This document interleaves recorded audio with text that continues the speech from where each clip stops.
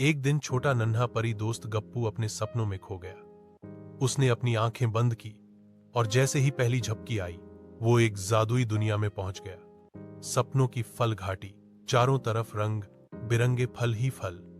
एक नदी बह रही थी जो आमरस और अंगूर के रस से बनी थी। उसका नाम था रसधारा। नदी के दोनों किनारे झूलते थे संतरे के पेड़, जिनमें बेलन की जगह जूस टपकता था। और तभी गप्पू ने देखा, बड़ी बड़ी स्ट्रॉबेरी हवा में तैर रही थी, जैसे गद्देदार तकिए हो। वो धीरे धीरे हवा में झूम रही थी और हर बार जब कोई जमीन से कूदकर उन्हें छूता, वे मधुर संगीत की तरह टिंग टिंग की आवाज करती।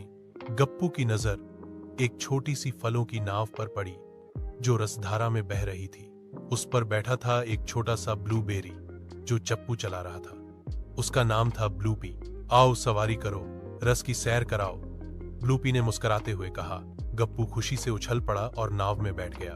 नाव जैसे ही आगे बढ़ी, हर तरफ से सुगंध और स्वाद की लहरें उठी। केले की खुशबू, लीची की मिठास और कीवी की ठंडक। अचानक नाव एक जायके की लहर से टकराई। चॉकलेट, आम की चटपटी बूंदें गप्पू के गाल पर गिरीं और वो खिलखिलाकर हंस पड़ा।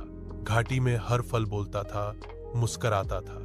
पपीते के पहाड़ थे जिनकी चोटी पर अनानास की बर्फ जमी थी। वहां से एक स्ट्रॉबेरी स्लाइड नीचे आ रही थी जिस पर बच्चे फिसलते और रस भरे हो जाते। ब्लूपी ने गप्पू को एक जायका टेलीस्कोप दिया जिससे देखने पर हर स्वाद रंग में बदलता। वो देखता तो आम नीले दिखते, संतरे गुलाबी और अमरूद सुनहरे। घाटी का आसमान था जेली जैसा जिसमें इंद्रधनुष तैरते थे और रस भरे बादल झरनों की तरह रस बरसाते थे।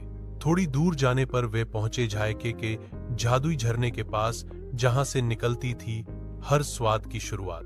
गप्पू खुश होकर उछलने लगा। हर बार एक नया फल उसे चौंका देता। कभी अनानास की सीढ़ियां, कभी जामुन की चटाई, तो कभी पपीते की नाव। तभी उसे एक चमकता हुआ केला ट्राम दिखा जिसमें सभी फल परी यात्री बैठे थे। एक छोटी सी अमरूद परी ने गप्पू को हाथ हिलाकर बुलाया और कहा, चलो तुम्हें फल घाटी का सफर कराते हैं। गप्पू बैठ गया और ट्राम चल पड़ी रसधारा के ऊपर से उड़ती हुई। उसने देखा नीचे तरबूज का पुल बना था जिस पर अंगूर पहिए वाली गाड़ियां चल रही थीं। सब तरफ मीठी खुशबू और रंग बिखरे थे।